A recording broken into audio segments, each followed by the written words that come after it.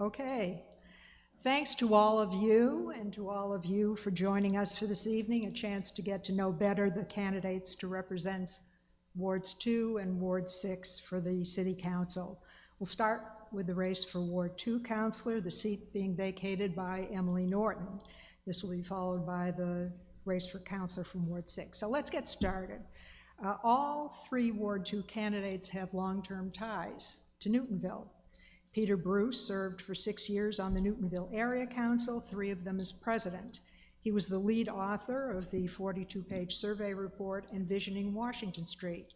After serving in the Army, Peter studied at the University of California before earning a PhD in political science at MIT. He later taught political science at Holy Cross and worked as a researcher at the University of Connecticut. Peter moved to Newtonville with his wife and son 28 years ago. Next is Daniel Gaynor. Dan grew up on Cabot Street. He served as a presidential appointee in the Obama administration in the U.S. Agency for International Development. He worked for Nike on diversity and sustainability and other strategies. He's currently the entrepreneur of a business in the AI and big data sector. He has degrees from Washington University in St. Louis and the London School of Economics. His wife is Kara, and they have a baby daughter. And David Micley and his wife, Molly, both grew up here. David, the 5th generation of his family to do so. His background spans the nonprofit, public and private sectors, with experience in community organizing in Dorchester, teaching at a teen program at Hebrew College, and fundraising at Combined Jewish Philanthropies. He was an elected town meeting member in Brookline, a board member of the Newton League of Women Voters, and a trustee for Newton's OPEB board dealing with other post-employment benefits. David has degrees from Emory University and MIT, and he now works in business development for a digital asset startup. So, the idea of this debate is to fairly apportion time, but to have this as conversational as possible. As moderator, I will be actively engaged in moving the discussion along. So, let's start with Peter, then Daniel, then David. What are your 3 top priorities and why? Peter. First would be separating the village center zoning from the MBTA Communities Act, because they clash a lot, and the requirements for the MBTA Communities Act are more moderate. It's a reform. I would say the VCOD, village center zoning, is more of a revolution. And I think we're going to get into that in greater detail. Also, for the environment, I think that we need to do a lot more to make new buildings solar equipped, not just solar ready, and we need charging stations and things like that. So the environment's a big one. And consistent with that, I think we need to support Emily Norton's tree ordinance that would preserve more tree canopy. And we'll get to that too. Dan?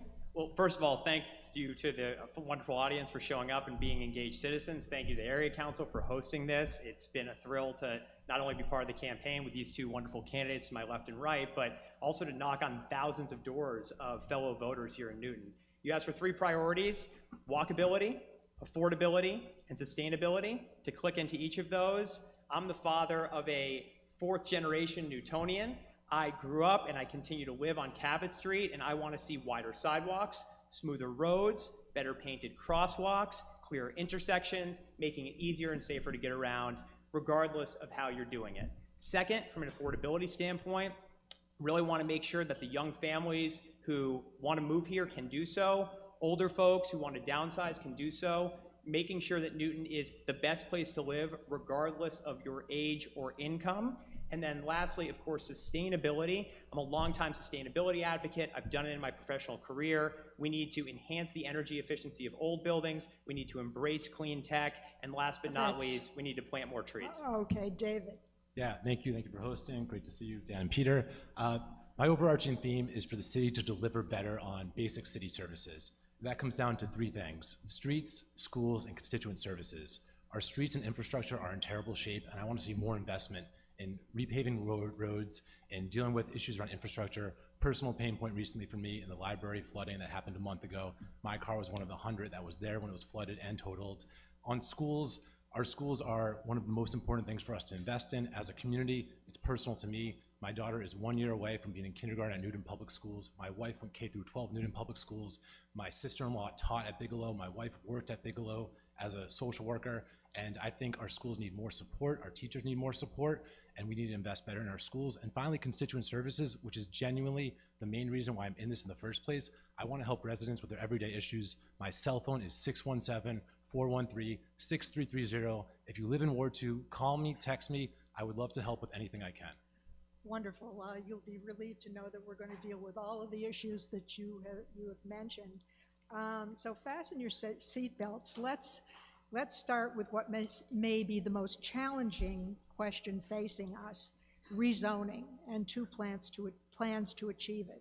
Over the last few years, the administration's planning staff and the City Council have been drafting new higher density zoning to meet 2 goals. First, to fulfill the state's Housing Choice MBTA Communities Act, Newton was zoned for over 10,000 new units. This number doesn't include recently approved priority street units, which we can now count.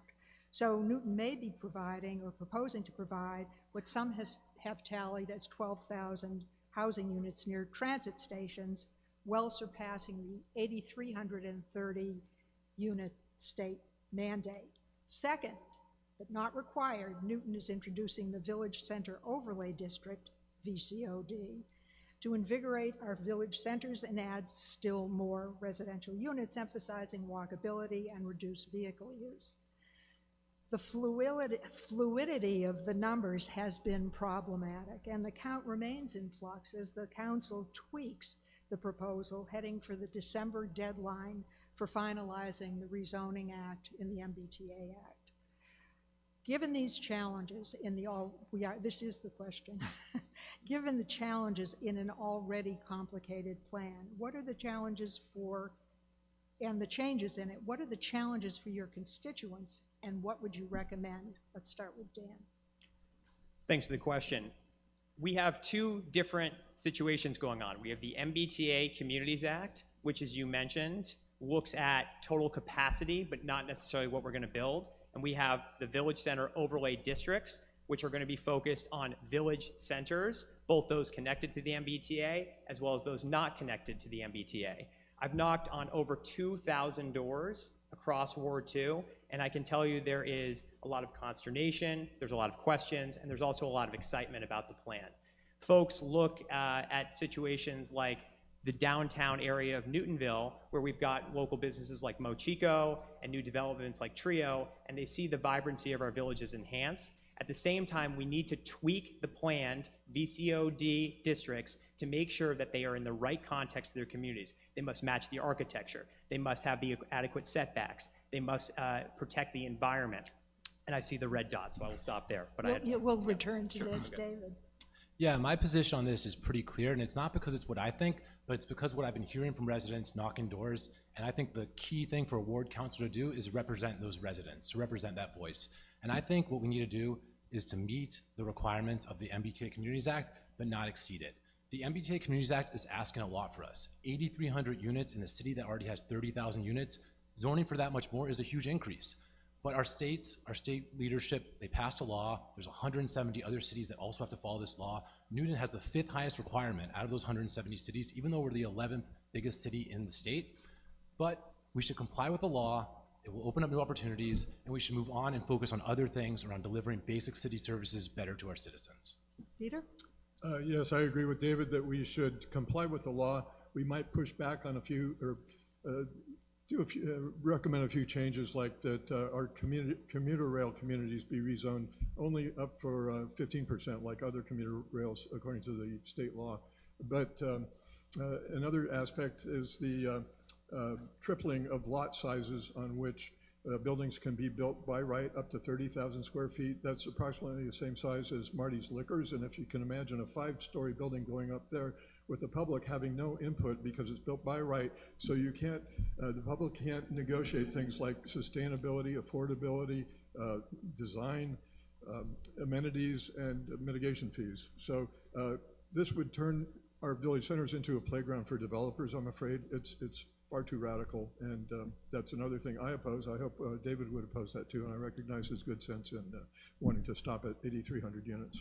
Well, it's interesting that you raise that, because recently 9 city councilors wrote to the mayor and the city council urging a zoning plan, urging that the zoning plan for the mandated 8,330 units, okay, that there'd be nothing in excess of that 8,330 units. Right. And they also advised against the village center overlay district and further housing until Newton can evaluate the impact on its infrastructure and quality of life. So do you agree with this stance? We don't have to go exactly. Yes, I'm largely. Yes. Do you agree with that? I can elaborate more, but yes, I'm largely in alignment that I think this is a good next step. Let's zone for the 8,300 units, see what happens before we do more. One of the big challenges in being a city councilor is that you not only have to look at the policies today, but have foresight into the downstream implications going forward. And one of the issues I have with the position being listed here on the stage to my left and to my right is that effectively they're advocating for the city council to pick winners and losers. What they're advocating, in effect, is that certain MBTA eligible villages will be rezoned, but other villages without access to the T or the commuter rail, such as Nonantum, will not have access to those villages. In effect, what we're saying is that Newtonville or Newton Highlands or Newton Center would have the ability to improve the conditions, make them more walkable, make them more economically vibrant, bring in certain types of businesses. Whereas we would allow Nonantum and other nearby villages that don't have access to the T to somewhat wither economically, reducing house prices, but also reducing foot traffic, the vibrancy, and the sustainability of those villages as we enhance energy efficiency as part of this plan. So for that reason, I believe that we need to have flexibility built into the plan. Don't get me wrong, I have plenty of tweaks, like removing VC1 or fostering the right types of businesses. For example, not having all banks on the first floor. That said, I do not believe that we should have an incentive to focus more development in Newtonville by restricting the total amount of villages that are eligible for the VCOD plan. Well, the council just eliminated VC1, did it not? It's had a few tweaks that's been implemented that I've been fighting for, but not everything Peter, so far. you want to weigh in on that letter? Yes, I absolutely approve it. And I'd like to note that it recommends more transparent planning processes. Too often, or too much in the past, we've been talking about vibrant village centers or transit-oriented development without actually putting metrics to that, without setting goals, without setting targets. We need to climb down the abstraction ladder, stop using these ideological buzz phrases, and start doing real planning with overall goals being stated first, with 3D visualizations being made available to us so we can get an idea of what we're in for. But the planning so far has been immersing us in a lot of technical details, hiding the overall goals to a large extent. We didn't vote on anything like this in the last election, so I think there's a problem of transparency, and I like the letter's emphasis on planning practically, step by step, having benchmarks, to meet the overall goals, have assessments every once in a while, see if we're on target or if we need to change direction possibly. I mean, we have to be able to learn, and you need good metrics and good data to do that. Okay, Yeah, can I just make a David, comment on yeah, Dan's yeah, point? please. So I think there's a few things I want to say in response to Dan's point. One is, I think the village centers are more interconnected than we give credit for. If some village centers are developed more, that will affect activity in other village centers. They are close to each other. That's the first point. And the second is, this does not restrict village centers that aren't part of the plan from being developed. It just changes it from being by right to special permit.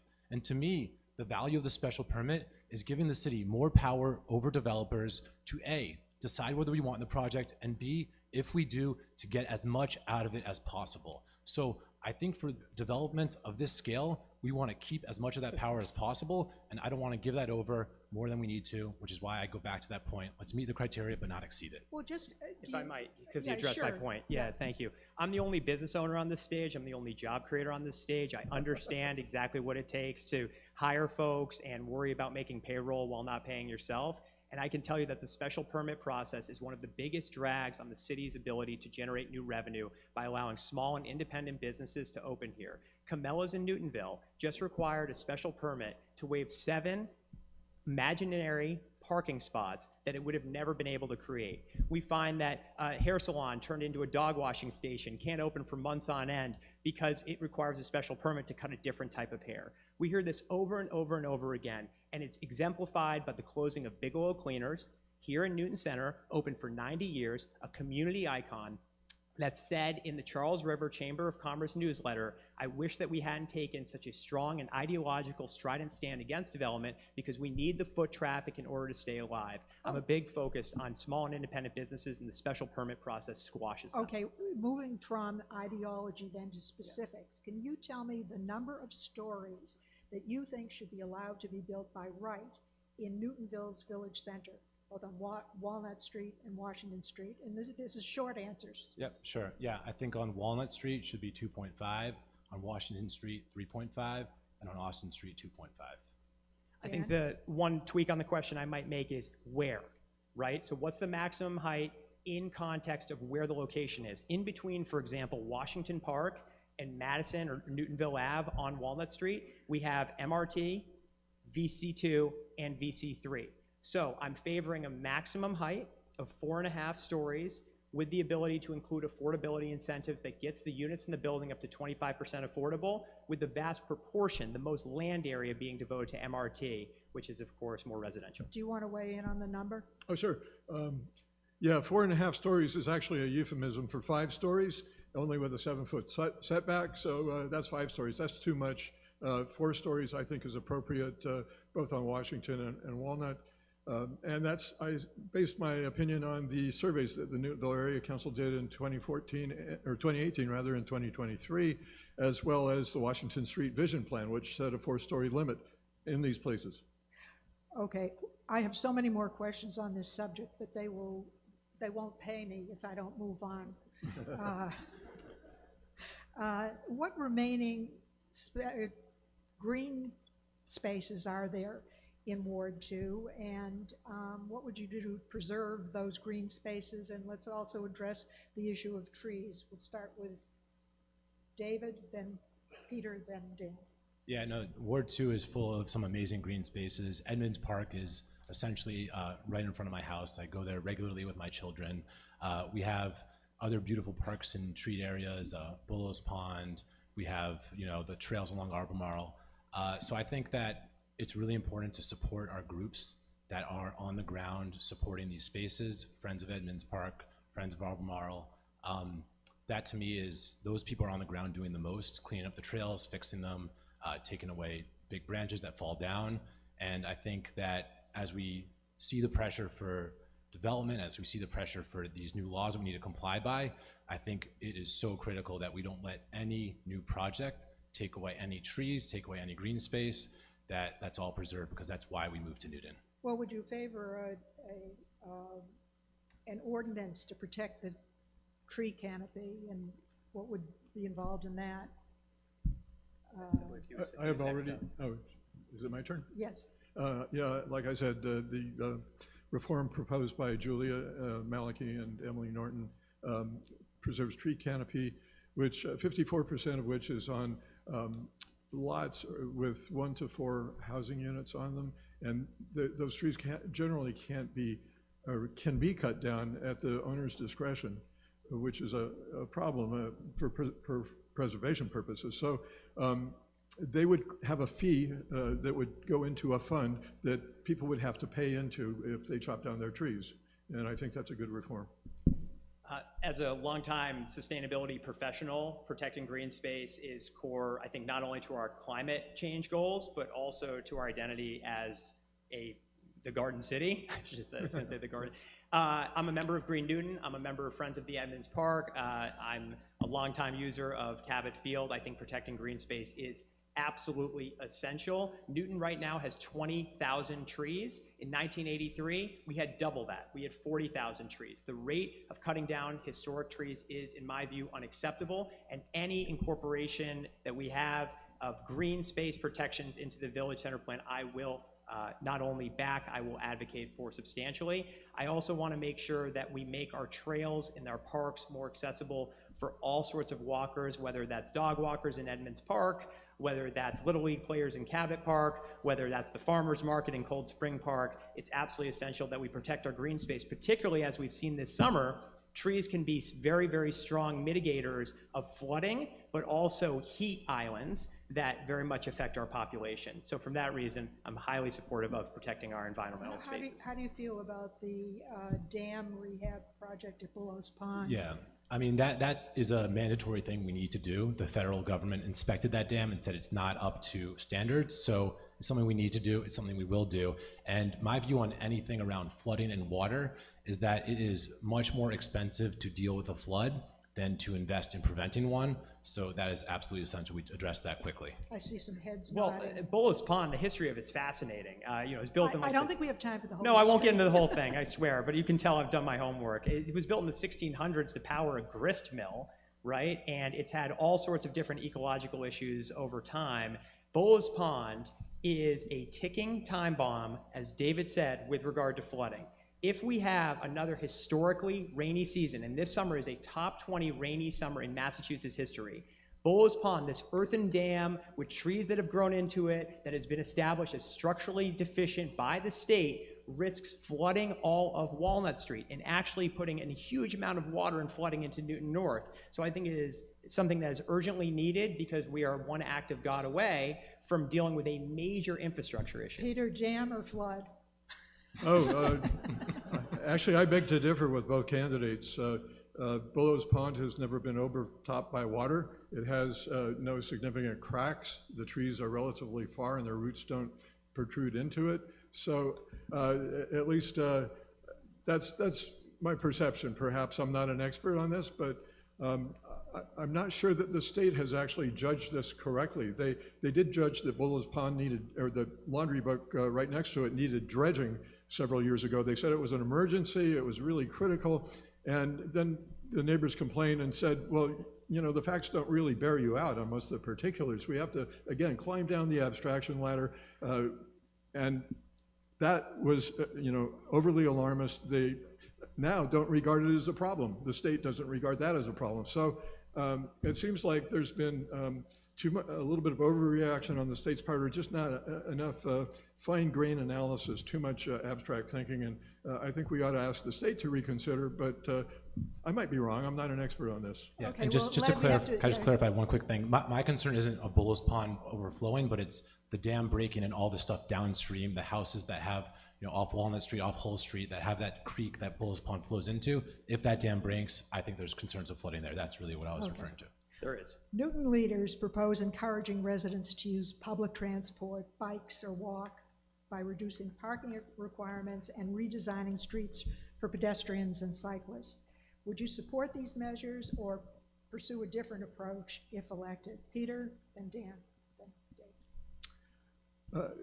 Generally, yes. I mean, I wish that we would actually protect people that ride bikes. I ride a bike all the time, and I don't get much protection on Walnut Street because there are all these signs that seem to indicate something, but nobody knows what they mean. I'm supposed to have the right-of-way when I ride in the main block, but nobody gives it to me. So I think the city ought to clarify what these rules are and get things straight. But the city has wanted to do some things, like the Washington Street Vision Plan wanted a road diet all the way down Washington Street. I think that's a really bad idea. I think if you look at the West Newton experiment, that's been a failure. And but the amount of traffic that's farther down, farther east, Washington Street is much, much higher. And the Federal Highway Administration recommends against doing road diets at that level. Dan. Let's admit the obvious. Newton will continue to be a car driving city, but that doesn't mean we shouldn't give additional options to residents who want to get around by means other than driving themselves. What does that mean? That means working with the state to increase the frequency of, for example, the commuter rail station, which runs 8 times a day from Newton into the city and 12 times a day back from the city into Newton. I'd like to increase the ability to use, for example, school buses that are sitting unused during the school day to augment our bus routes. Most importantly, though, Newton, as you all know, has just found additional sources of funding to the tune of up to $40 million.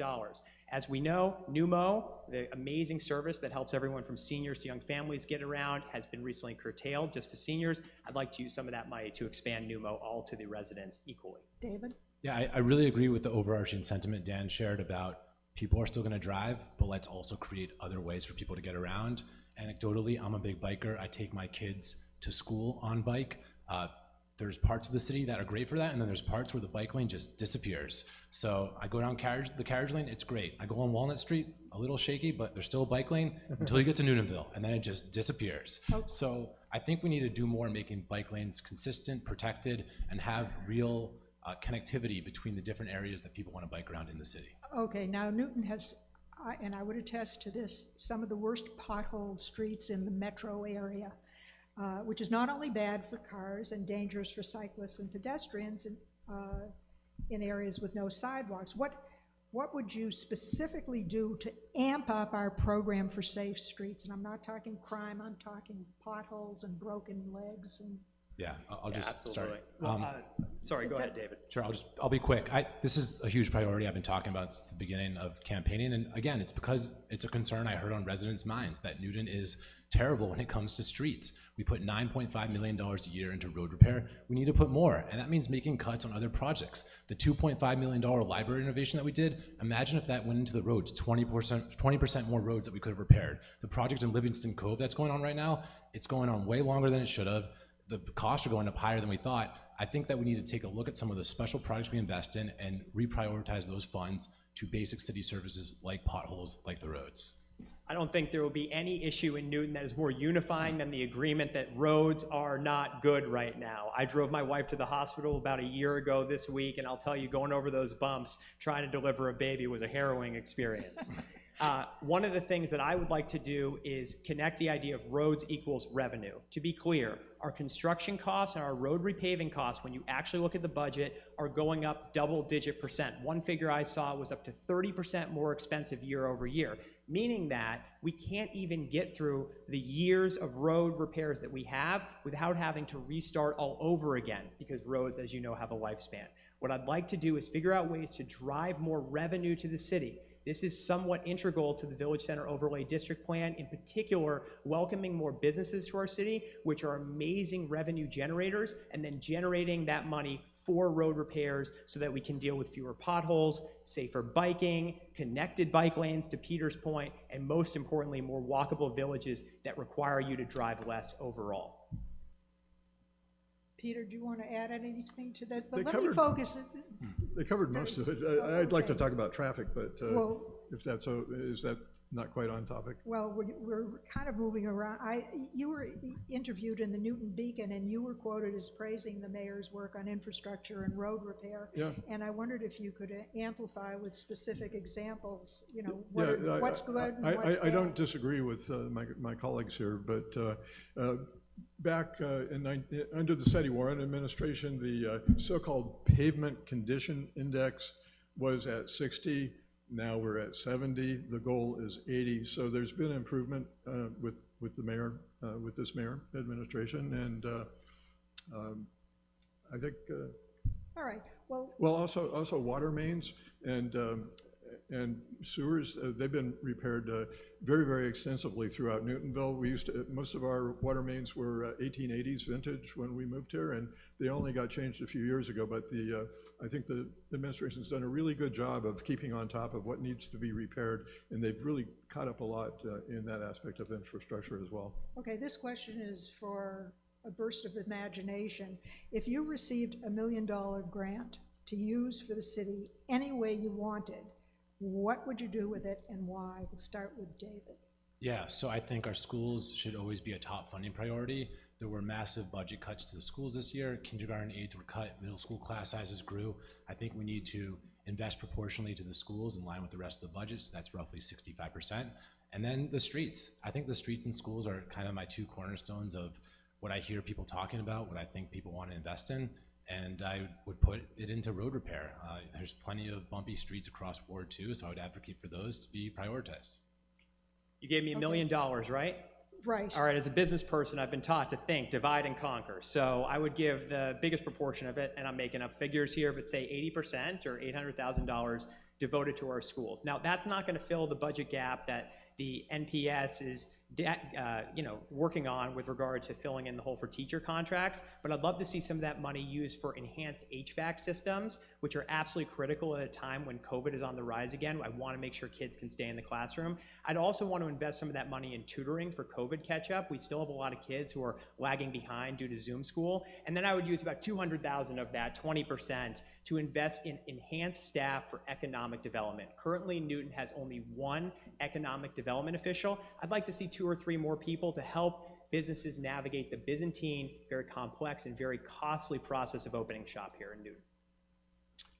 I think I put about half of it into the schools and maybe half of it into debt service to just, paying down the debt so that we don't have so much and that we don't have overrides as frequently and so forth. But for the schools, just a specific example, I think that we ought to buy perhaps the Mount Alvernia School, and use its territory for fields, for affordable housing and things like that.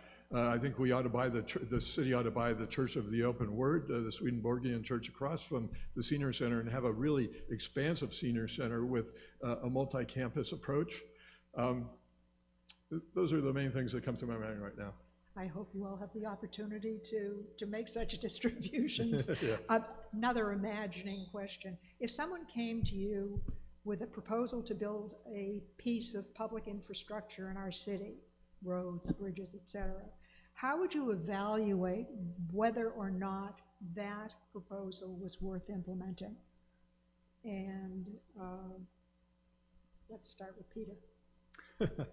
Well, it depends on the project, but I would get the best experts in that field together that would be able to evaluate it, have them make some recommendations about a plan, about time, cost, how it could be implemented and so forth. I would involve the public. I think the public doesn't get surveyed enough or even approached enough about what to do. So I'd have a very strong outreach program if this was going to affect the whole city, and let people know why this would be good and why it would be better than what we have now. That you always have to sort of evaluate things against the null hypothesis of what's the status quo, what's the future, what are the costs and benefits and the risks of doing something else.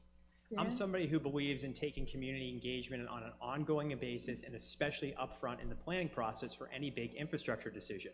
And whether it's a new road or a set of stoplights or a new bridge, or my favorite idea, which is building a park right next to Star Market over the highway with those air rights, I think we should absolutely include community engagement upfront. The conversation with the community is so important, and I am big on data, not ideology, guiding decision-making, so we can have some common sense approaches. With that in mind, I would also keep in mind the priorities I have: walkability, affordability, and sustainability. Walkability, does it make our village centers easier to get around without a car? Sustainability, are there climate impacts that we can say definitively lessen our emissions and help us combat the dangerous challenge of climate change? And from affordability, not necessarily on our pocketbooks, but our city's budget out of the $500 million we have. David. Yeah, I think Peter captured it pretty well, and I have nothing really to add. Wow. Okay. Here is a question, now we've gotten into finance and so forth, and here's a question that never seems to go away.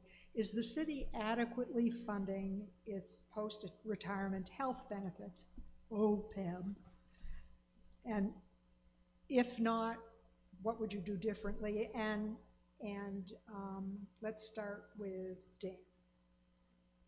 Dan. Okay, great. So as we just saw, there was a original plan to fund the pension liability we have at a city at a growing compound interest rate of about 9% a year. We found additional money to drop that down to 6.5%. With the new $40 million as identified by the mayor, we're going to drop that down to about 5% a year. We are well on track, as with many other communities in the state, to pay down our pension liability into the early 2030s. I'm not too concerned about it. We also get fantastic investment returns when we devote some of our extra free cash into an investment fund run by the state that returns 5% compounding a year. So we're making wise choices with regard to our pension planning. That said, we absolutely have to make sure that we're covering the additional and existing financial challenge we have. Most importantly, making sure that we retain and hire the best teachers on the planet. We have to back our educators. Okay, let's expand this a little to what is necessary to put the city on a firm financial footing. In other words, we've addressed OPEB, and you can do that also, David. Yeah, I think first of all, on the pension and OPEB funding, it's a huge liability. It's going to put increasing pressure on our budget over the coming years. And it's something that Mayor Fuller's been very committed to, very focused on. I think we might actually be able to be doing this not as aggressively as we currently are. School committee member Chris Bresky proposed some really interesting ways that we can push back the funding a few years and open up a lot of funding so that we can support our schools and teachers and basic city services now. Those are ideas that I support, as long as we keep a watchful eye to make sure that we still stick to a reasonable plan. And we just need to find where we're spending in a way that doesn't have good return on investment.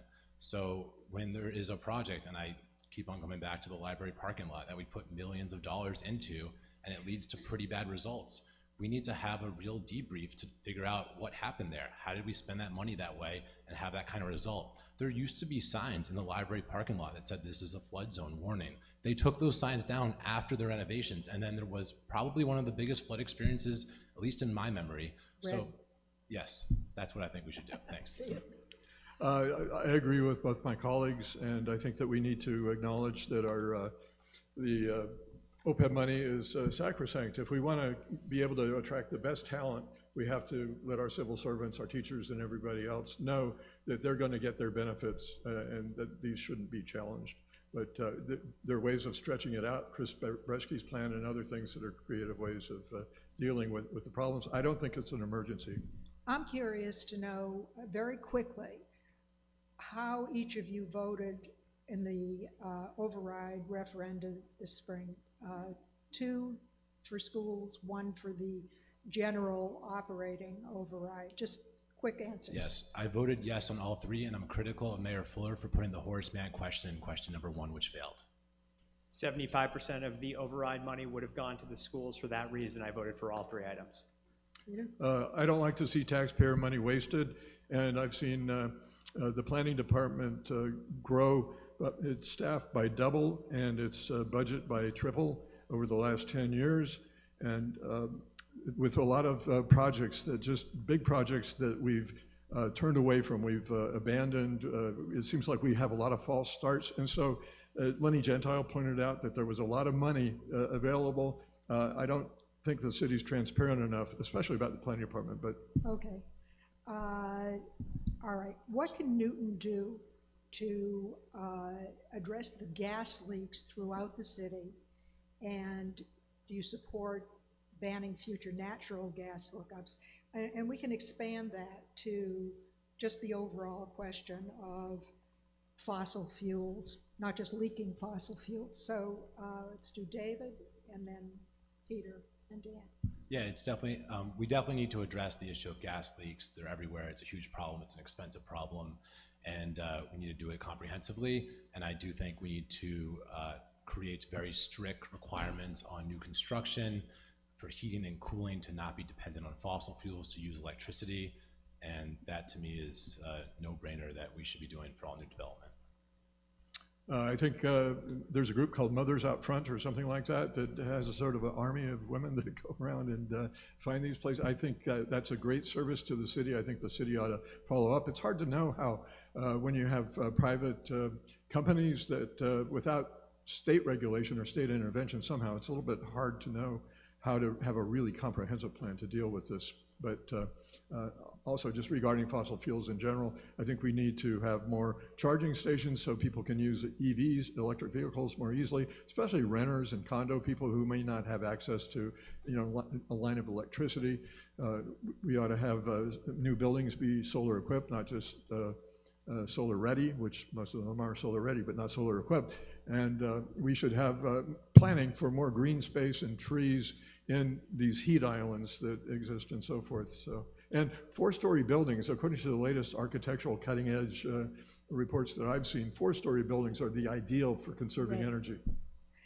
Gas leaks are, if I might jump in, gas leaks are not only a massive and unacceptable public health issue. I was just on Homer Street with members of Ward 2, residents of Ward 2 the other day, and that has been an ongoing issue. I certainly wouldn't want to walk my daughter past a gas leak, but it's also something that puts an incredible dent in our ability to fight climate change, right? Newton is 80% renewable energy right now. I want to get us to 100% renewable energy, and importantly, I want us to be one of the first 10 cities, as part of Governor Healy's new plan, to require fully electric new development, no new gas infrastructure in additional new developments. Where possible and where financially feasible, we should look to retrofit old buildings that are energy inefficient and also likely to leak gas.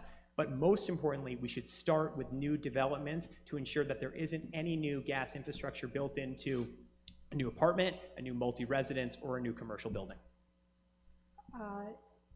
Quickly, what's your time? Just give me a timeline for going to 100% fossil fuel free. Just quickly. I don't have a good date. 2030. 2040. 2035. Okay. Chris Pitts, do you have a question for the candidates?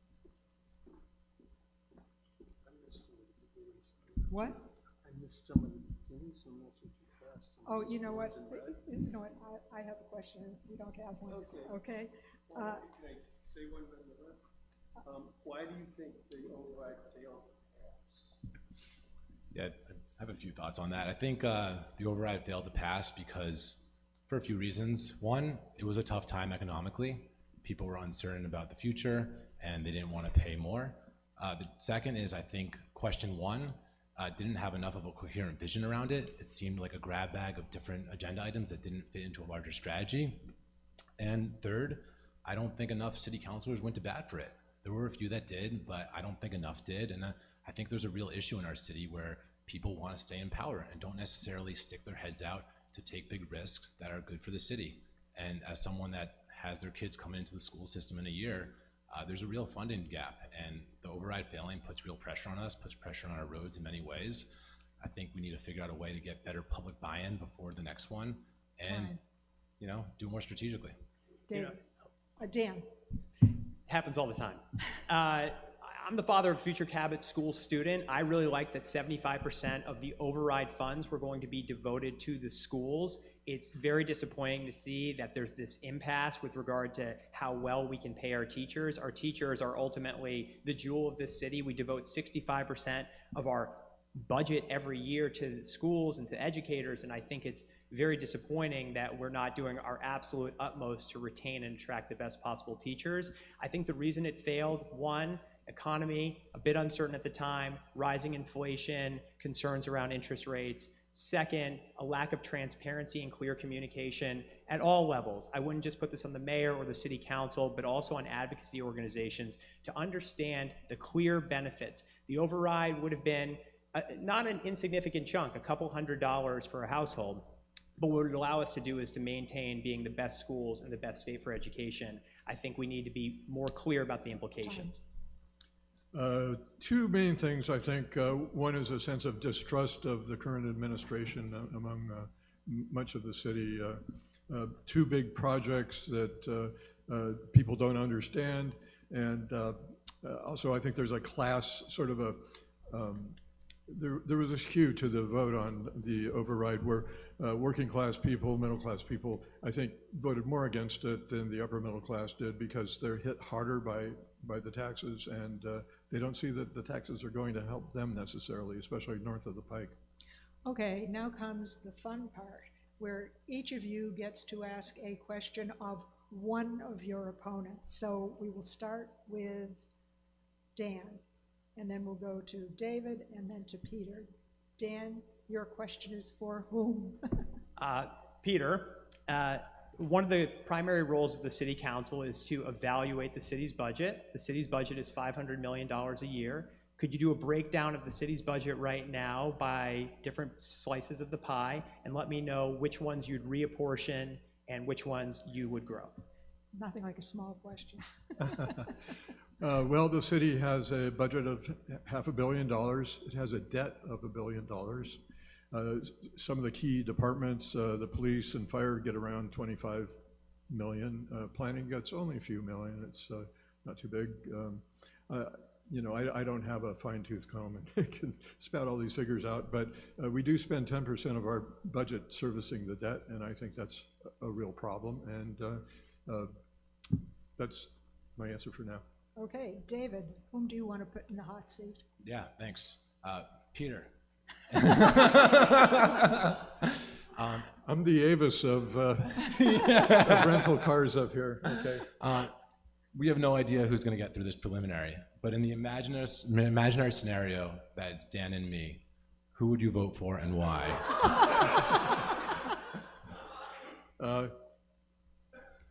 I don't know. I mean, it depends on where you stand on the issues.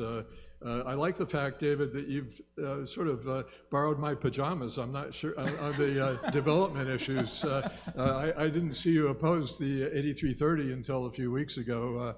Part of the reason I jumped into the race was because neither of these guys had a position that I thought represented Emily Norton's legacy or that of the Newtonville Area Council, and being for prudent growth rather than unlimited growth. I'm glad to see that you're borrowing my pajamas. Not sure if you fit in them, but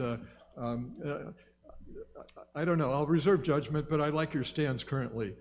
Dan's, I don't know why Dan likes the YIMBY Act, which by 2040 would create 407,000 units. I don't know where he got that, the metrics or the so-called data-driven analysis that justifies that, but that's much faster even than the pace that we're going at right now at a time when the population of the city and the state's declining. Okay, Peter, without identifying just who is the pajama vote, whom is your question for? For Dan? Dan, I'd like to know why, after Boylston Properties endorsed you, why you didn't refuse that endorsement, because it seems to create a conflict of interest, and I think that we might need a code of ethics to keep at arm's length relationships between developers and councilors. Yeah, I'm thrilled you brought this up, Peter. You know, I am somebody who's the most endorsed candidate in the race. I have more city councilors backing me than these two combined. I'm endorsed by everyone from Voters to Vibrant Newton to Engine 6 to the Gun Violence Prevention Coalition. And many of those endorsements I asked for. But one of the signs that you're having a successful campaign is when you have people asking for lawn signs or sending in donations who you don't know, let alone agree with. And out of the thousands of emails that I have sent on my behalf, one from a real estate group seems to have a spotlight for Mr. Bruce and Mr. Micley. Mr. Micley, in fact, thought so unkindly of it, as did I, but Mr. Micley raced to the printers and spent $3,000 of his own money to send out a negative attack implicating me as either accepting their endorsement, which I do not, asking for their endorsement, which I never did, let alone taking money from them, which I, of course, would never want to do. Listen, I worked on a presidential campaign going against Trump, and the last thing I want to do is see the dirty waters of national politics wade into Newton. I can only hope that my fellow candidates stick to the policy and not the personal, and these accusations are, of course, inaccurate.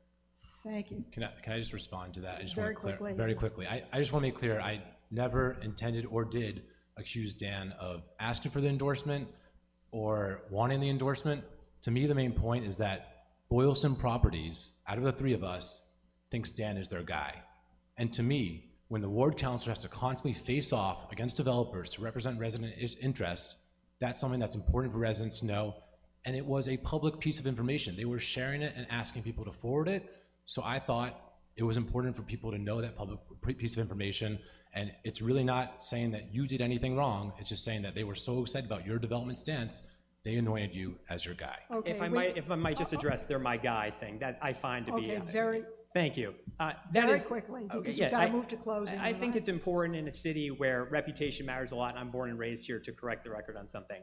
When I've asked city councilors, like the vice president of city council or the head of the land use committee to endorse me, then I'm hoping to be their guy. But when I have different voters around Newton supporting me in mass numbers, this is unfortunately something I cannot control. I reject unequivocally any endorsement from developers. I won't be accepting donations from Boylston Properties, and unlike David has, for example, alongside Peter, met with Boylston Properties on a Newtonville area council meeting together. That is my only exposure to them. So I find the whole mischaracterization quite unacceptable. I think Newton should stand above negative politics. Okay, we have to go to closing remarks, and you can bring in anything unsaid in your closing, but theoretically, you were invited to say why you would be the best person to represent the ward on the city council, and we'll start with David, then Peter, then Dan. Yeah, look, when I got into this race to run for the ward councilor, I was trying to advocate for residents at the most local level of government, and now I find myself against a very powerful opponent in Dan Gaynor. He's endorsed, like he said, by many incumbent councilors because he supports zoning for more density than what's required. He's raised nearly $40,000, mostly from out of state.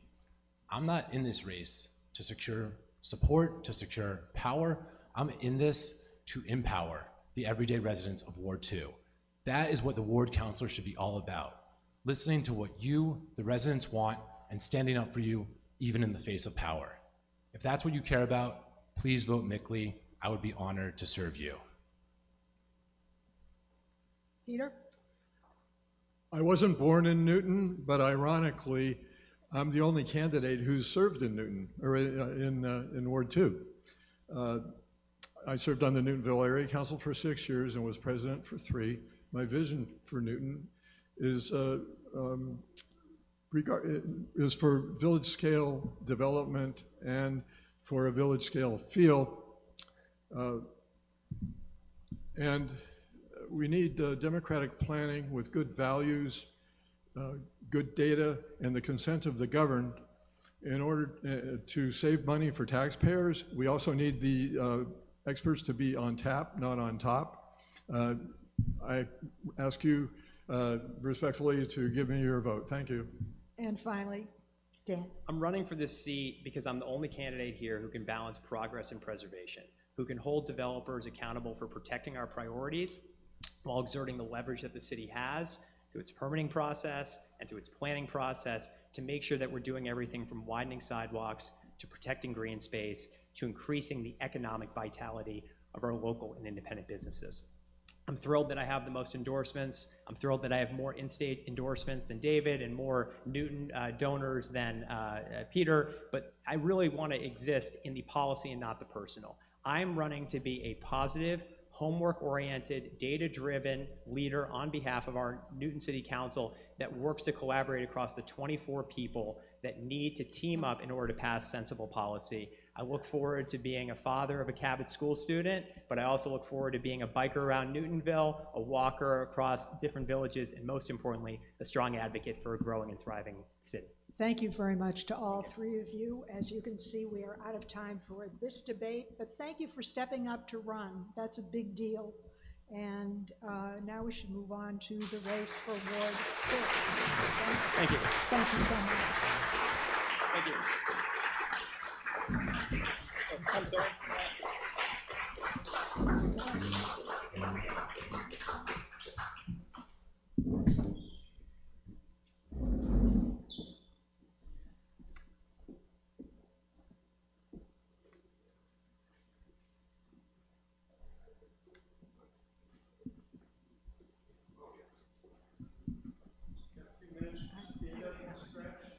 Oh my God, Peter, how nice to see you.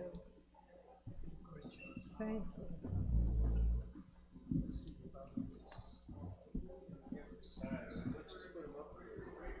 I know you wanted to do.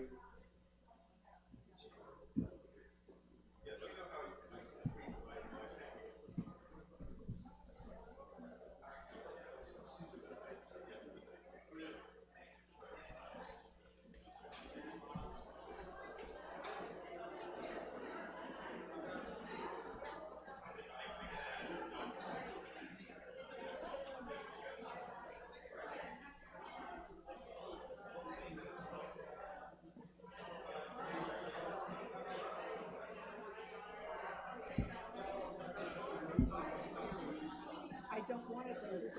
All right.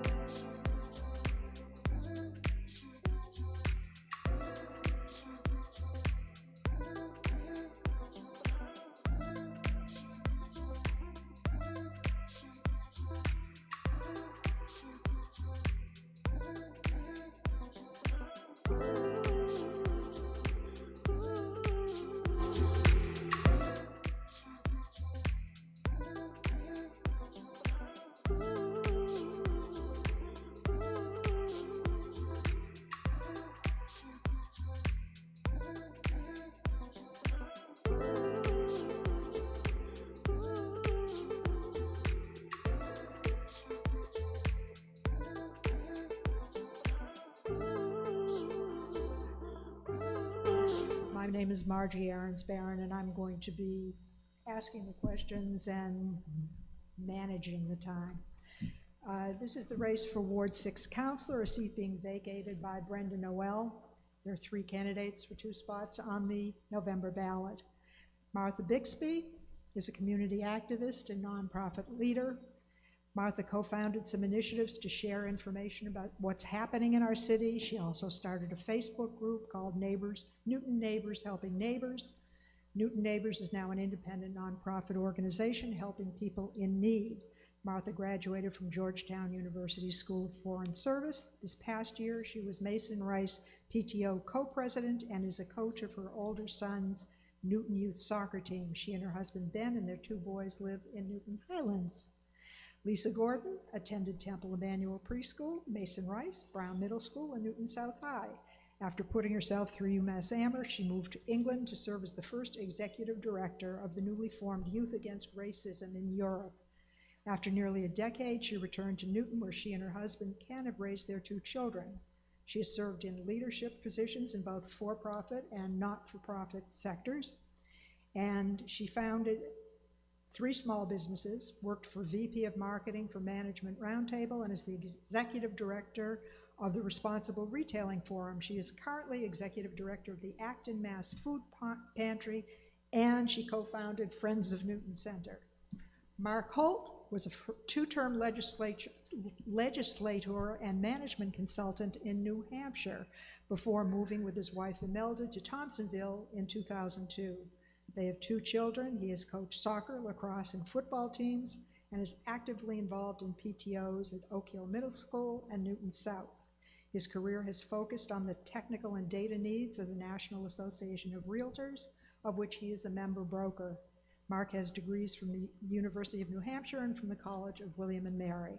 So, the idea of this debate is to fairly apportion time, but to have this be as conversational as possible. As moderator, I will be actively engaged in moving the discussion along. So we will start in alphabetical order by last name. Martha, Lisa, and Mark. This is just for this. What are your top 3 priorities and why? Thank you, and thanks everyone for being here tonight. I think when thinking about my top 3 priorities, number 1 would be really focusing on all of our residents, but particularly trying to elevate the voice and perspective of some of our most vulnerable residents. We talk a lot about things in Newton and things that affect people, and we aren't always bringing the voices of the people who are affected to the table. Second would be environmental issues, both protecting our open space and making sure that we are having clean energy and all of the important things, clean transportation. And finally, the last thing would be focusing on our transportation, making sure that our roads are safe for all users, specifically cyclists, pedestrians, and making sure that they're well paved for drivers as well. Lisa. Again, thank you everyone for being here. It's so great to see civic engagement. My top 3 priorities would be first, infrastructure. I think it's really important that we make it a safe place to move around in Newton, on our sidewalks, on our roads, whether we're walking, rolling, riding, whatever's going on. I think that we have to look at that. And that would also include our sewer system, everything that makes our town work well. The second would be zoning and development. We have a lot going on in that area, and I think it's crucial that as a city councilor, I pay specific attention to that and bring a very reasonable point of view to that so that we plan well for the future. And the third would be education, but primarily also looking at our fiscal responsibilities. So keeping our schools excellent, and what do we need to do that? And I'm getting the red card. You're getting the red card. Mark, your top 3 priorities. Well, as a former state lawmaker, I've always been jealous of municipal government because it's responsible for safety, schools, and roads and bridges. So it's our local government that really affects our lives more than anything else. And I'm running because we have a very tight budget situation here at Newton, and the choices that we make are going to be really important. The big priority for me was when Jacqueline just graduated from Newton South. She said, "Hey, Dad, half of my class who applied to UMass Amherst were not accepted." And that stunned me. And so my first priority is make sure that we have the best school system in Massachusetts and not a runner-up. Okay. Well, as I said to the last group, this is time to fasten our seatbelts because we want to get to one of the most challenging questions facing us, rezoning and the two plans to achieve it. Over the last few years, the administration's planning staff and city council have been drafting new higher density legislation, higher density zoning to meet two goals. First, to fulfill the state's commitment under the Housing Choice MBTA Communities Act and their Newton proposed zoning for over 10,000 new units. This number doesn't include recently approved priority street units, which we now are allowed to count. So Newton may be providing what some have tallied as 12,000 housing units near transit stations, well surpassing the 8,330 units mandated by the state. Second, not required, Newton is introducing the Village Center Overlay District to invigorate our village centers and would add still more residential units, emphasizing walkability and reduced vehicle use. So the fluidity of the numbers has been problematic, and the count remains in flux as the council tweaks the proposed rezoning plan. So given all of the changes in the already complicated plan, what are the challenges for your constituents, and what would you recommend? And we'll go Lisa, Mark, and Martha. Thank you. First, I'd like to say I live in Newton Center, and I chose where I live so that I could be near the MBTA. So I really support public transportation. I think it's really important. So having said that, I think that the City Council should be zoning just for the 8,330 units that we are mandated to do by the city, by the state, excuse me, because the zoning for that are very strict. They don't require a lot of green space, and they can make very big houses. And so I think we need to look at that very, very thoughtfully, and I wouldn't be zoning for more than that until we really have some planning under our belts. I agree with the 9 councilors who've asked for a village center overlay design to be put on hold until we have figured out zoning for the 8,330 units that we are required, and I'm running out of time again, I'm sorry. Mark. I am absolutely opposed to the imposition of the MBTA Communities Act upon Newton. This is the first time that the Commonwealth has usurped our zoning control over our land use here in Newton. It is not going to solve the affordable housing problem. There is nothing in that act that's going to help make housing more affordable for our children and our grandchildren. The act was supposedly there to either increase MBTA ridership. Who wants to queue up and wait for that terrible transit system? There's been no fiscal study that the planning department could present to me on what it's going to cost Newton taxpayers. So I did my own. And we're going to be facing anything between a 100 million to a 200 million fiscal deficit problem annually if we do not get support for this unfunded mandate. Martha. So your question was, what challenges would our constituents have during this? Yes, and what would you recommend? What should the city's approach be? Right. So I think it is, it's been a long and complicated process with a lot of different input, and so I think one of the things right now is just sort of knowing where we are, and like you said, there's been recent adjustments to the fact that these sort of mixed-use streets might be able to be included, and so how does that affect sort of this overall number? So I do think that 10,000 number that was put out there, through the recent changes and amendments that have been made to this, to the Newton proposals for how to comply with the MBTA Communities Act, will probably lower that number, something closer to the 8,300 number, and that's probably appropriate, through that process over time. But, I'm very grateful to our local news sources and everyone who's been sharing the information so that we can see where we are as we enter the next stage of the public comment period. Lisa, you had called for more specific numeric goals in terms of the additional housing needed. Do you have a sense of what those specific numbers are? How many more housing units does the city need? And I'll invite you to respond also. I'm sorry, how many more do we need on top of the 8,330? What is the total scope of what Newton needs to achieve? We need to, well, according to the MBTA, it's 25% of our housing. So we need to add 8,330 units at a minimum to fulfill the MBTA Act. And then on top of that, there's this proposal for the Village Center overlay design, and that is positing an additional 9,000 to 10,000 units above they're two separate initiatives. So, and I would also like to point out that the MBTA Act is about making sure that people live near transit. It's not about affordability, and I think that that's a separate discussion that definitely needs to be had in Newton. Well, let's address the affordability. Mark, do you have a sense of specific numbers? We have had so many numbers floated around.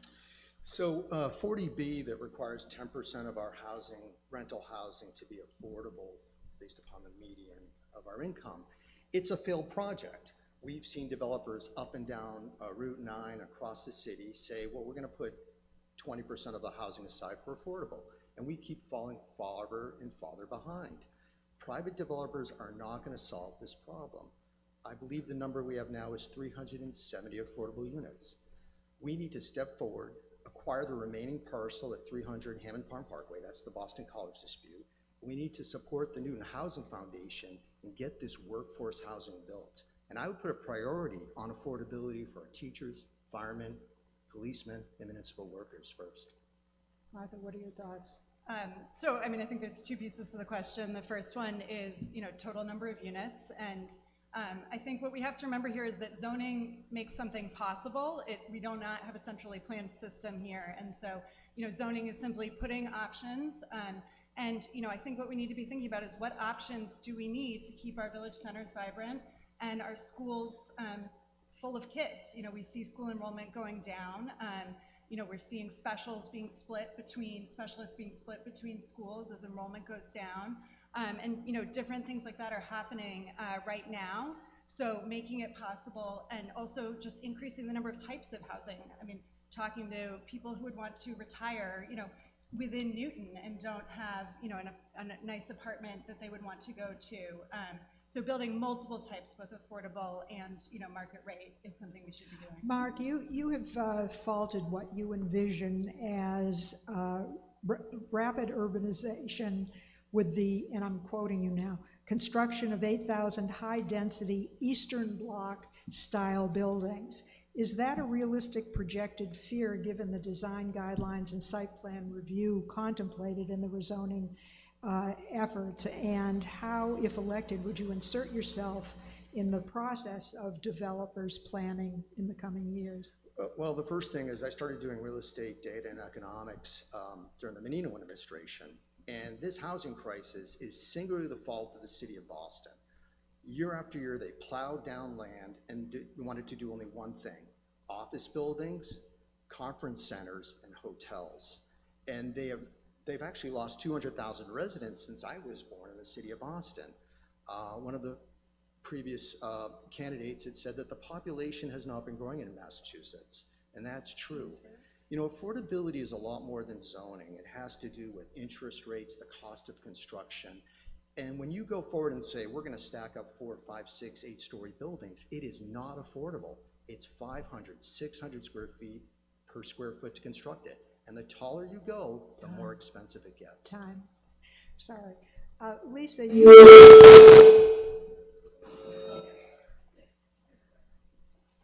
It's an electrifying reminder.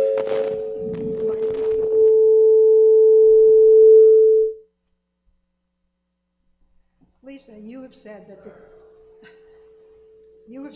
the community, not developers, should have the final say on what gets built. How would that play out in light of the fact that fundamental to these zoning proposals is expanding that which can be done by right? Well, okay, first of all, there's the MBTA, right? So I think now we're talking about the village center overlay design, just to clarify. Okay, so I would love to see the question of what is being proposed right now go to the voters on the November ballot. I think that community input is vital to this. I also think, and I brought two maps here, and you can see the red here. This is just Newton Highlands and Newton Center. Part of the issue is, I agree we need to have housing in our village centers. I mean, Walgreens right now is just a big open lot. That could absolutely be housing. You know, there's lots of places we could have housing. But we have to be really thoughtful about how we do that. You know, Newton Center is a lovely place, Newton Highlands, and it's a village. If you look at Concord, Concord has lots of different heights. This is something we could absolutely bring to our village centers. But we have to be thoughtful about how we do that, and saying that all of these red zones could all be developed and by right, that's an issue, and I think that we should be voting on that. Right. By right, by the means, Time. there's no oversight. This is a quick question, and a quick answer is what I'm looking for. Sorry. Could you state the number of stories that you think should be allowed to be built by right in Newton Center, in the core areas of, two core areas of Newton Highlands and Newton Center? Me? Anybody can jump in. So by right, I would be totally fine with 3. Once we go higher than by right, then I think you need a special permit. We shouldn't be giving up the benefits that a special permit provides. How many stories do you see in those two areas? Am I off mic? I'm on share. We're gonna share. I will share. You know, as a guy who studied Boston, I mean, the most successful urban redesign, and the answer is 4.5. Back Bay is about 8,000 units, just to put things in scale. 100 years, very livable. There's synergy by putting all the density together. Scattering out across Newton is a nightmare. It's just gonna increase traffic across the roads. But 4.5 is a fair figure with the right setbacks. Okay, I'm just looking for numbers now. I agree that the current proposal of about 4.5, depending on where we're talking about. I mean, we really have to look at things street by street as they are doing right now, but to make things possible. Final thought on height? I don't think they're looking at it street by street, so I think that that's a really important point. If they were, I wouldn't have nearly as many issues as I do right now. Sorry for not speaking into the mic. Okay, let's talk about the remaining green spaces that there are in Ward 6 and what you would do to preserve them. Let's start with Mark. So I mentioned earlier that we have this lawsuit going at Boston College over our Webster Woods, which is really Ward 6's and probably the city's largest, I think it is the city's largest forested area. The problem with that is that the Community Preservation Tax Fund is not inexhaustible. We really need to go back. I mean, Boston College is looking for an exponential figure in this lawsuit against us. And we really have to go back and acquire the rest of that parcel and get ourselves rent rolls. This is part of affordable housing. You can't do it on property tax collections. You have to do it on rent rolls. Martha. So we're blessed in Ward 6 to have a number of really incredible open spaces, Crystal Lake being one of them. And I think, you know, we were just out paddleboarding yesterday as our sort of end of summer, you know, celebration with the kids, and how incredible it is that that's a spot that, you know, we can recreate in the water, that draws people from all over Newton and surrounding areas, you know, that we can offer. But we have to recognize there's no, you know, fresh water input to Crystal Lake aside from the rain. And so, you know, we must be doing a lot of work to make sure that that stays, you know, fresh and swimmable for years to come. You know, similarly, Cold Spring Park, you know, we know what a gem it is and how much wildlife it attracts and supports, but how much support it needs to make sure that, you know, we're not just overrun with invasives. Lisa? Yeah, no, I'm very thankful for Webster Woods, which is at the end of my street. Cold Spring Park, we have an Eagle Scout. You can go online and make a donation. He's going to be doing amazing stuff in Cold Spring Park. And Crystal Lake really needs some serious attention. It is one of the most beautiful spots, in my opinion, in Newton. I grew up, I'm going to date myself, swimming there, and I learned to ice skate on Crystal Lake. And they're doing the Livingston Cove project, but our bathhouse really needs some love. And we also need to have a proper boat launch area over at Cronin's Cove. So I think those are things that we need to look for in the future to to invest in so that we keep these jewels. I will add that I would also be in favor of expanding the Newton Center Green and looking to have more programming there where we can enjoy that green space similar to what the Hyde is doing. How do the three of you feel about protecting our existing tree canopy, and what additional ordinance or other regulatory framework would be desirable? Mark, how about starting with you? You know, the earlier panel, we talked about natural gas leaks throughout the city. It is absolute death for the tree canopies. And the solution is to raise the cost of the lost fossil fuels by putting a tax. Maybe we can do it here in the city, maybe statewide, but put a tax on the utilities that makes them pay a lot more money for escape gas than whatever the pennies that it costs them to purchase it. So would you then use the revenue to invest in the Yes, tree thank you. canopy? And getting back to the community preserve, the reason for the rent rolls is if we're gonna acquire more easements to create more green space in the city, we're gonna need more than just tax collections to support that effort. Tree canopy? Completely agree on the natural gas issue. You know, talked to so many people whose trees have died because of a natural gas leak. You know, and we recently had a new tree put in with the Newton Tree Conservancy, and it was such a great program. You know, it was again a sort of a you know, nonprofit group working with DPW to do these deep tree planting days, and it took someone on our street to organize, you know, at least 5 houses to come in and have trees planted, but, you know, really raising awareness about that and helping people realize, you know, there are certain areas of Newton that really don't have as many trees as other parts, and so, you know, what can we also be doing to make sure that that's, you know, more evenly distributed throughout the city? Lisa, what would the optimal tree canopy ordinance look like? Well, I think there's a proposal right now, and I really like it. So we're looking at if people want to clear cut their yards, which sadly happened in my neighborhood. There's a responsibility to be looking at that and replacing trees, especially old growth trees. And so I very much support that initiative. It is true that the Tree Conservancy will come to your neighborhood if you can get everyone on your street together to agree that they will take care of the trees. But I do really support the tree ordinance. I think it's really important. I think that we are the garden city, and I think on our watch, it slipped a little bit. And so, oh, I think this is a quick answer, sorry. All a question of definition. Should the Newton Center triangle, this is a quick one. Should the Newton Center triangle parking lot be developed for mixed use? Mark? No. Martha? Love to see something other than in addition to parking lot, but I know it's a little complicated. Was that a yes or a no? I mean, there's not a yes or no there. Lisa? I am a huge supporter of our local businesses in Newton Center. I was on the Newton Center Task Force. They have spoken loud and clearly. We are going to be giving up a lot of our shared parking, and they really need parking spaces there. That doesn't mean we can't expand the green and do something more and make it a better use so that we don't have a parking lot as a giant parking lot in the middle of our village. Let's talk about getting around the city. Newton's leaders propose encouraging residents to use public transport, bikes, or walking by reducing parking requirements and redesigning streets for pedestrians and cyclists. Do you support these measures, or would you pursue a different approach? Martha, Lisa, and Mark. Something I'm very passionate about. The first day of school, my son decided that he wanted to bike to school, and we have biked or walked every single day, except for I think maybe 3 times I've had to take them by car. You know, safe bicycling infrastructure is particularly important to me. I broke my arm June 30th on poorly repaved thanks to a natural gas trench that was left by a utility company.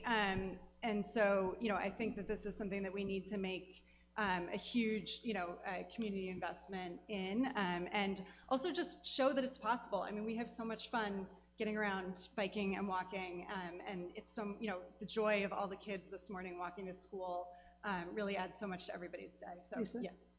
Oh, I love to bike, and I walk into Newton Center. I think biking and walking is amazing, and I definitely think that we need safe routes to schools. We need to invest in this.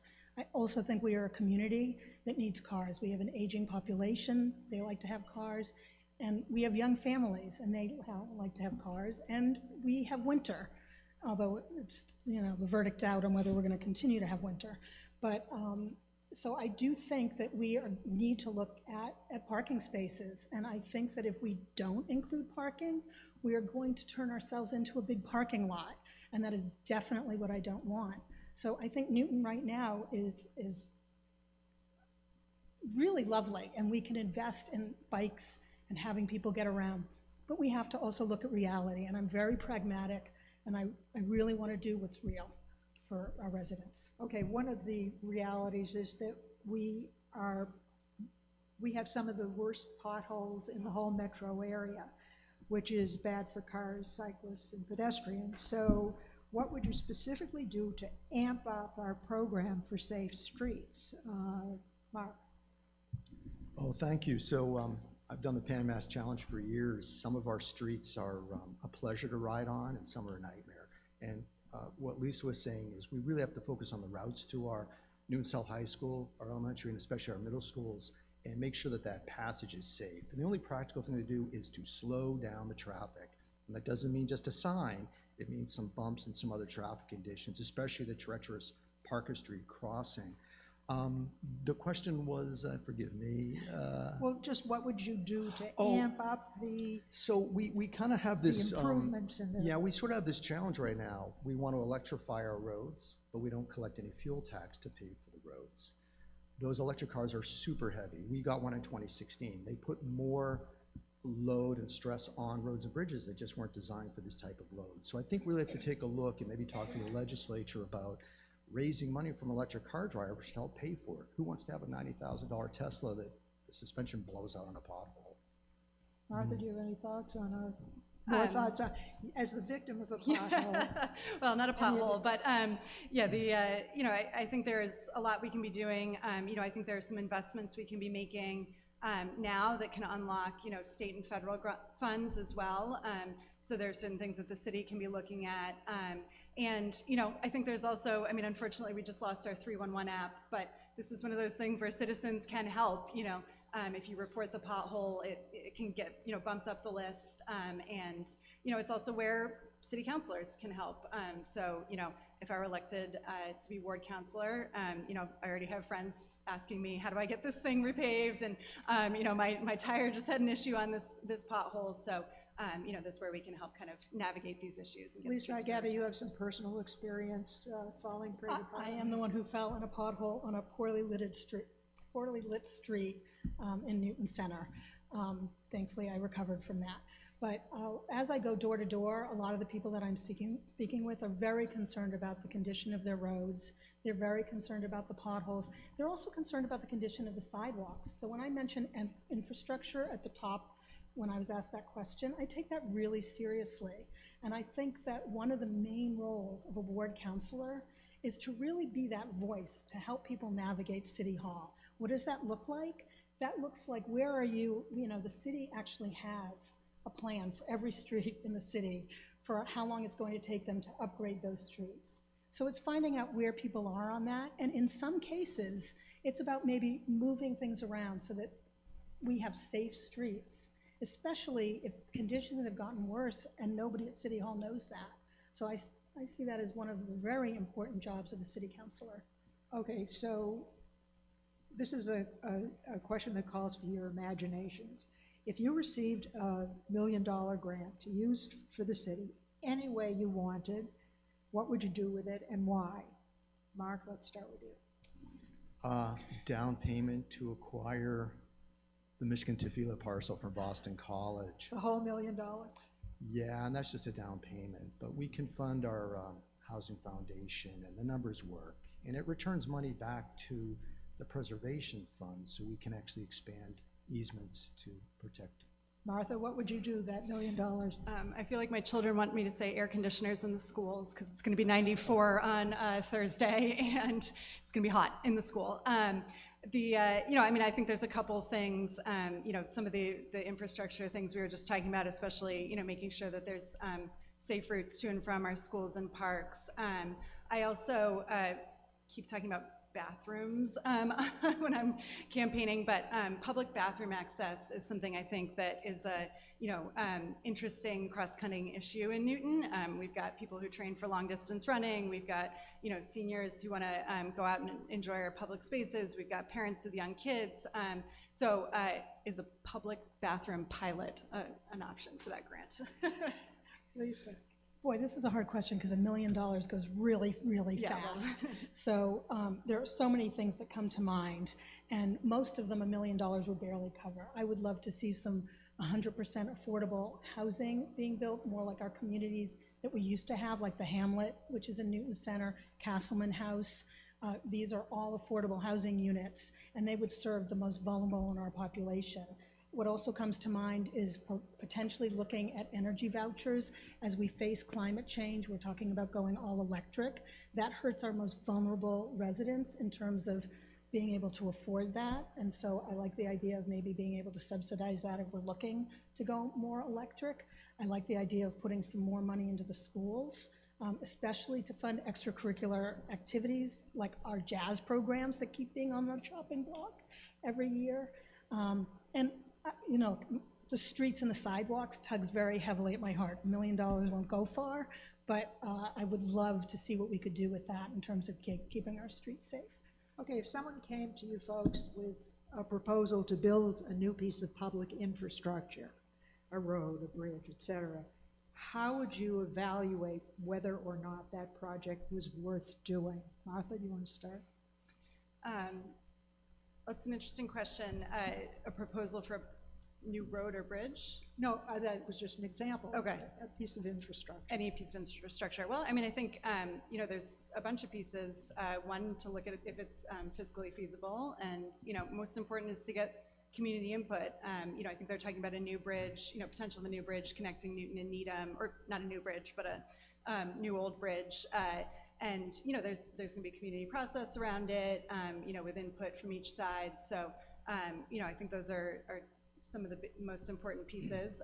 And does it fit with, Newton's plans? We have many plans that have been put out by the city in terms of, priorities for the next few years. So how does it fit into those? Lisa, how would you evaluate a proposal for infrastructure project? So first I would look at what the cost is, and then I would want to know what the long-term maintenance of that project is. What is it going to cost us down the road? Because we have to make sure any new finances that we take in, we have a balanced budget. We're not allowed to run at a deficit like our national government. I'd also want to look at who it will serve. So what part of our community will this piece serve, and will they get a lot out of it? So those would be the first three things that I would be looking at, and then I would probably delve deeper and wonder what other projects are we not doing because we are doing this one, and is this actually the best project for us to spend money on? Here's a question that never seems to go away. Is the city adequately funding its post-retirement health benefits, or OPEB? And if we're not, what would you do differently? And you can expand from there into what you think is necessary to make sure that the city is on a solid financial footing. Lisa, you get to go first. So I think that the city needs to really, really be looking at our finances. I supported the councilors 2 years ago who wanted to use ARPA funds towards the schools. And we have to make sure, our school budget is growing by 2.5% to 3.5%, I think, every year, but our taxes only provide 2.5% increase. So we have to spend a lot of time looking at what our budget is and spending appropriately so that we are not always so out of sync with what we need to spend and where we are. Mark, I saw you take a deep breath when I said OPEB. It's, I believe the figure is 600 million alone for the, not even the pensions, just for the benefits. We have a fundamental problem and challenge, and that is that by denying both ourselves as a municipal employer and our workforce participation in the Social Security program, that's a big reason for the challenge we're facing. Last year, I think we lost 10% or $50 million on our pension balance, and we have no control over the future earnings of bonds and stocks in the market. Social Security is totally different because you take payroll taxes from the young and the workers, and you use that to pay for the people through their elderly years. And we really have to sit down. See, Beacon Hill is part of the problem, not so much often part of the solution. And in terms of finances, just barreling forward with a barrel to our head, just like they did with the Newton North High School funding, you just have to stand firm and say, no, we're not going to barrel into this community, MBTA community zoning until we get a fiscal study. Sorry, the red card came up. Martha? I mean, questions like this, as with many things, are all about the balance. And I do think, we unfortunately have some, previous underpayment that requires us to catch up here, but the current schedule is quite aggressive and is coming at the expense, of other issues, in particular our schools. I was very grateful for the counselors and school committee members who came together, very creatively last year to come up with some solutions, and to, in particular, restore class sizes and some of the key issues that were, happening with those budget questions. My son was going to go into one of the extremely large classes last year, and I was very grateful that through advocacy from the school community, things like that were changed. This is a quick answer to this question that I'm looking for. How did each of you vote on the 3 override referenda, 2 school referenda, and then the operating budget override? Lisa? Yes, yes, and yes. Mark? Yes on the bonding for the schools and no on the operating budget. I think it's too early. I supported all 3 questions. Okay, thank you on that.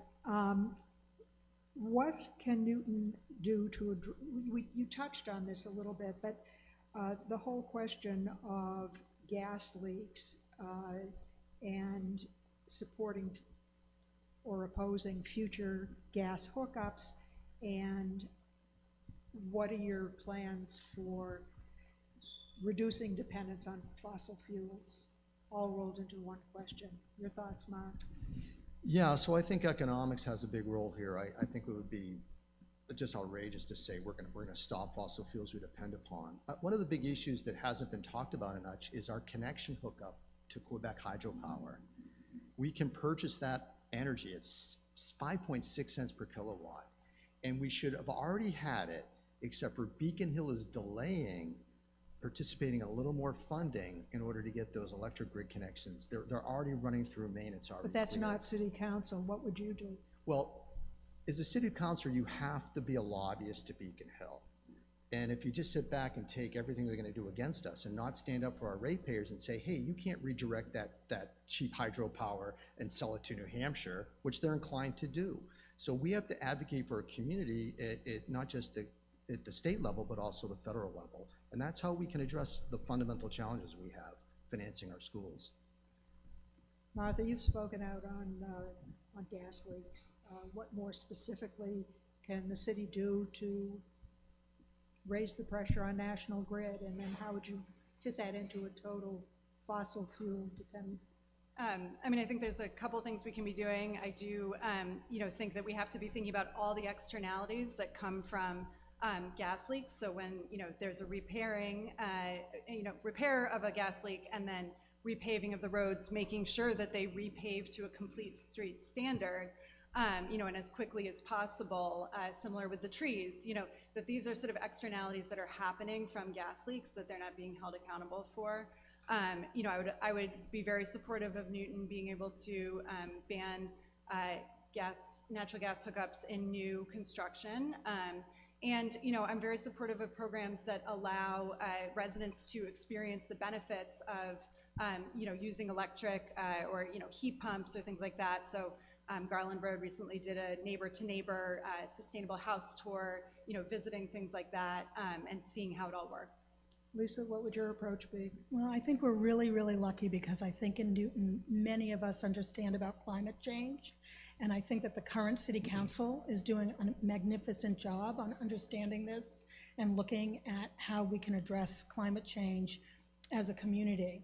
We have the sustainability advisor, who I think is really good at working with residents to see what they can do in their own homes. I myself have done the Mass Saves program 4 or 5 times, and we've put in every recommendation that they've asked for. I think the Newton had the looking at big developments and looking at having them use electric rather than gas. I think that we have a great climate action plan, and I would like to see bigger developments that are over 7 stories, done by larger developments, build to the passive house requirement.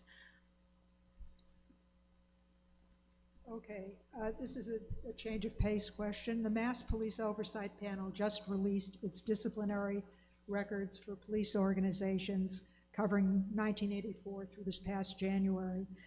There were just 9 police officers in Newton who were reported to have been disciplined, none since 2021. There were a couple of 30-day suspensions, the rest a few days suspension at most. The behavior that received such discipline was reported mostly for, quote, conduct unbecoming. So is this an accurate reflection on the city's police force, and how would you evaluate Newton's men and women in blue? Let's start with Mark. Well, my experience in 22 years here in Newton is we have an outstanding police force, and I have not personally seen any instance of racism or anything of that matter. And so, you know, so I think we're doing fine. I don't think that there's an issue here in the community. Lisa? I would like to say that the new chief, Carmichael, I believe is doing an excellent, excellent job. I've watched what's going on with him very closely, how he's been responding to complaints that we had the Boston Marathon complaint, and I think that he took that very seriously. Sadly, this summer has been an opportunity, or there's been an issue where we have had to have the police force out on numerous occasions for very tragic events, and my condolences go out to everybody who is affected by those. And from what I have seen in my own personal experiences, that the Newton police behave in a very proper, upright way. I don't see that they are out to cause anybody harm. I know we've had our issues, but overall, I don't see a lot of complaints about the police. Martha? Yeah, I mean, I think, you know, it is easy to talk from personal experience. You know, my son was in preschool at the JCC when they had a bomb threat called in, and I was so grateful for the response of Newton's first responders. And, you know, the kids walked away thinking they had had a special day with firefighters and police officers, you know, because that's how they, you know, much care they took with the children. You know, recently, again, I broke my arm. Sorry, did I mention that? But we, you know, the first responders came so quickly, were so professional, so polite, took care of my son. You know, when we weren't sure if he was going to have to go in the ambulance with me.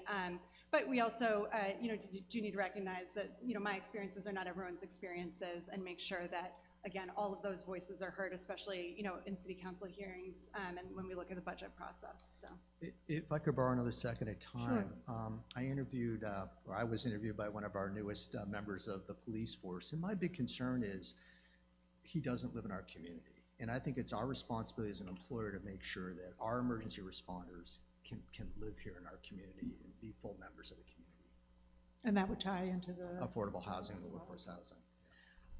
We now get to the part of the program where each one of you gets to pose a short question to one of your opponents. Let's start with Lisa, and then we'll go to Mark, and Mark to Lisa. For whom is your question? My question is from Martha, and you already asked me this question, so I'm sorry that it's a little repetitive. The City Council currently allows for village center development of buildings up to 30,000 square feet and 4.5 or more stories high, without providing any on-site parking and by right or without prior approval. Would you support this policy as a councilor, and should the residents of Newton have an opportunity to vote on this policy in November? so your question is about the parking piece?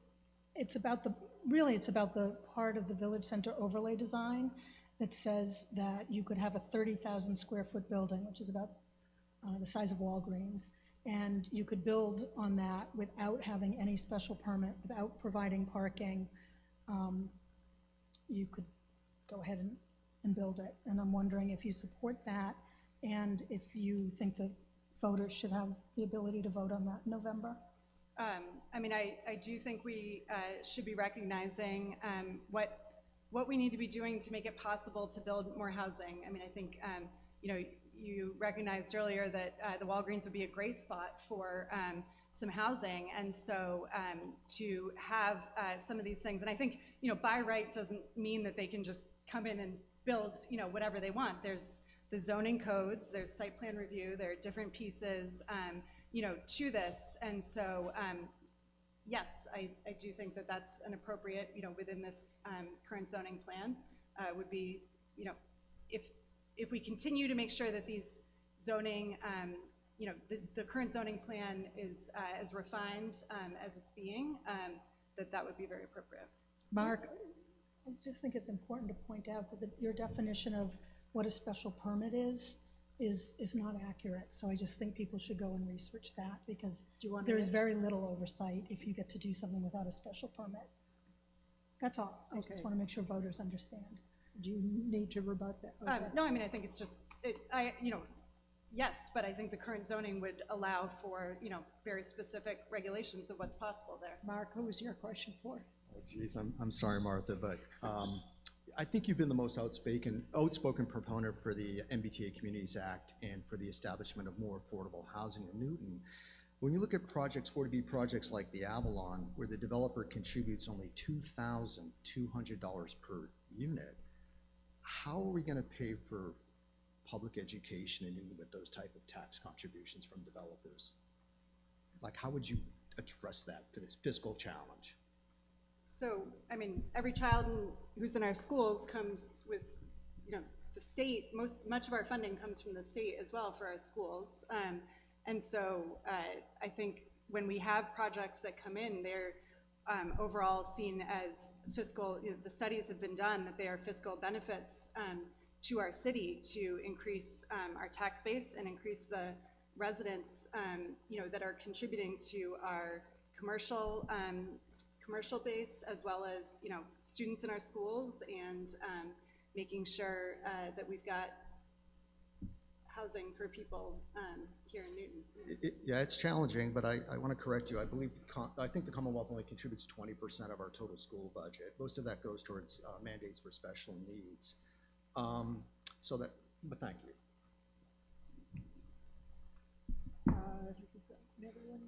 Martha, who was your question for? Well, I'm not sure who either of you, but I can only pick one. Okay. Mark, what's a small business that you would love to see in Newton Center, Newton Highlands, or Thompsonville, and how would you help bring it here? I think not having a food desert is really important. I mean, Wegmans is a challenge to get across the street. You can't really walk to it without getting like destroyed on that. You know, that was a terrible street planning on crossing Route 9. It's just dangerous to be a pedestrian over there. So that's what I would see. I would also say that, you know, the problem with this whole development and rezone is you're going to raise the property taxes on our existing commercial landlords, and they are going to have to shut down those businesses, build 6 or 7 stories just to pay for the increase in the property tax assessment on this land, because we're not going to tax it for what it is, but for what it can be. And that's why I think that this whole urbanization of our city centers is very, very dangerous without a fiscal study and fully understanding the impact. I mean, we know the traffic's going to be horrendous, the construction's going to be horrendous. And the last thing about this urbanization is that it's mostly concrete. And if you're concerned about carbon dioxide emissions, floor after floor after floor of concrete is one of the most emitting processes known to man right now. So I think that, you know, when I spoke to Representative Honan a few years ago, he said, hey, Newton's not bad. We have a lot of multifamily housing. And the fact is, in 2017, we created a multifamily housing zone out of the entirety of the city. We now have accessory apartments. So for those 33,000 single and multifamilies, we now have an accessory apartment that can be built. When Honan came back and said density of 15 units per acre, who does that serve? And I want to point one thing out about that legislation. His district, Boston, is exempted. Boston's contribution to housing under the MBA Communities Act is 0. On that note, I'd actually like to throw in one additional question. There's been discussion about supporting local businesses in the village centers. How specifically do you keep out, or do you keep out, the chain stores? How do you actually preserve the character of the village centers? Martha, I know you've talked about this. What specifically within the law can be done to encourage those local businesses?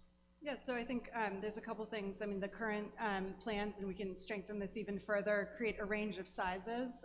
So specifically, there's some very small spaces. I just went into the new clothing boutique in Newton Center, Dear Duchess, and it's a very small space, and that's what works, as kind of an opportunity to to get a storefront in Newton Center for many businesses. We can be looking at pop-ups and ways that people can kind of come into some of the bigger spaces and divide them up. And within the law, there's municipalities that have looked at business diversity ordinances and other things that allow for us to kind of look at the type of businesses we would want and help create that mix. Lisa? I think that our businesses, particularly if we're talking about Ward 6 and Newton Highlands and Newton Center, we have an incredible mix of restaurants. We now have a used bookstore.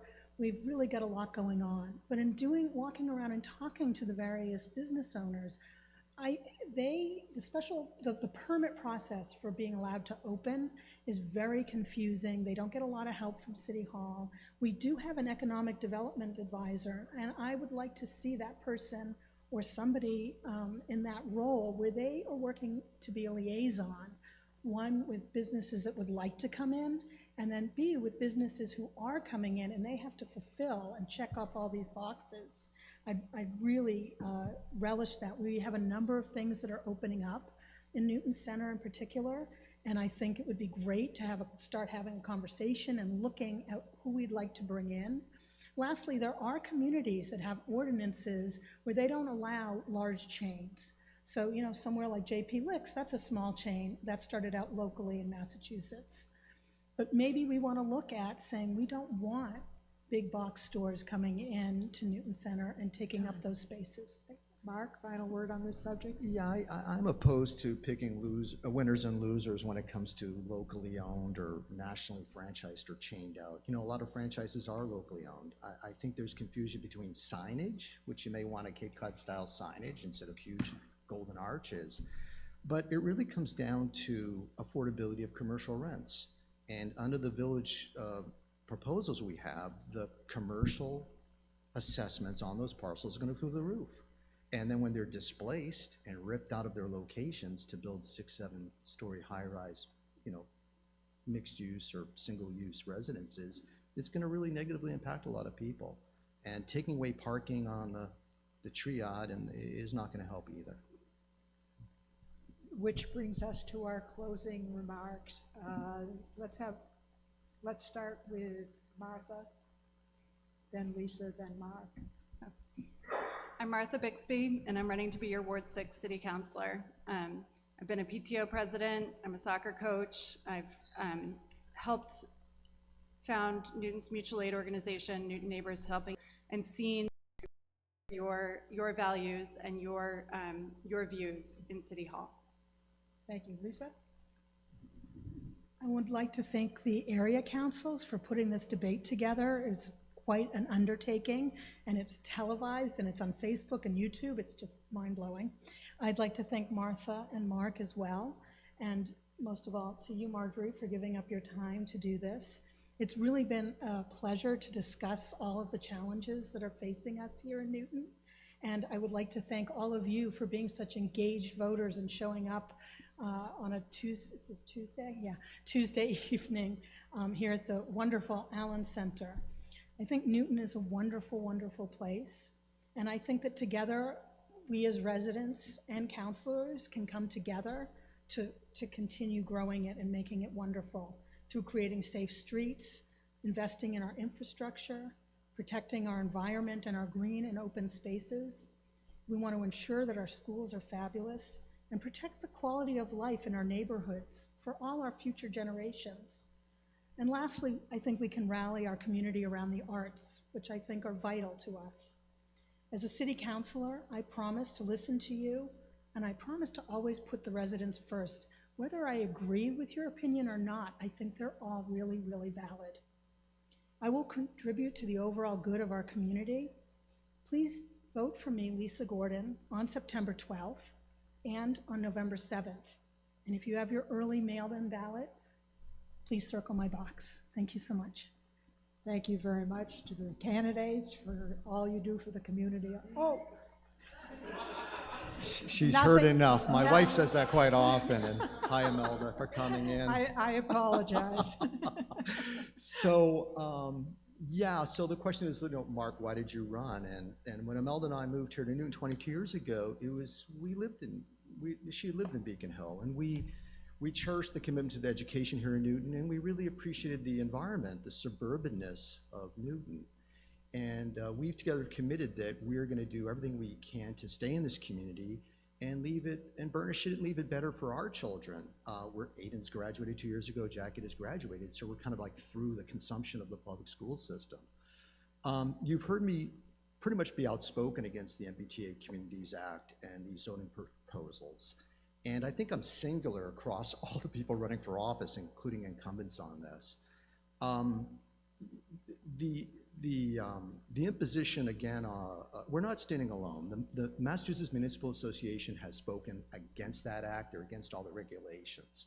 And I don't feel that some bureaucrat in the housing department in Beacon Hill should be imposing their will upon Newton, Massachusetts. And this brings me to something that our late great President John Adams had said. And he said, always stand on principle, even if you stand alone. In Newton, we will not be standing alone in opposition to this mandate. Thank you. Thank you very much. Thank you to all three of you for your willingness to stand up before the community and help the community. Thanks to all of you for showing up to listen to them, and hope you gain some useful information. Thank you. You're very welcome. You did a great job.